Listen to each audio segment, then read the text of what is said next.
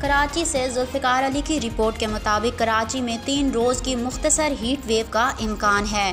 Chief میٹیورولوجسٹ سردار سرفراز کا کہنا ہے کہ کراچی 3 روز مختصر ہیٹ ویو کی لپیٹ میں رہے گا۔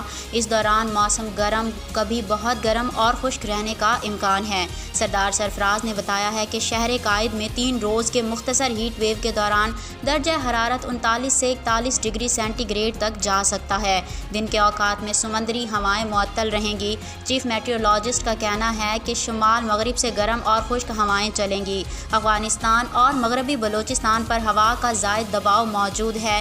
2 اپریل سے موسم بہتر ہو جائے گا۔ انہوں نے مزید بتایا کہ رمضان کے پہلے ہفتے میں کراچی کا درجہ حرارت 34 سے 35 ڈگری سینٹی گریڈ رہنے کا امکان ہے، جبکہ 8 اپریل کے بعد گرمی کی شدت میں ایک بار پھر اضافے کا امکان ہے۔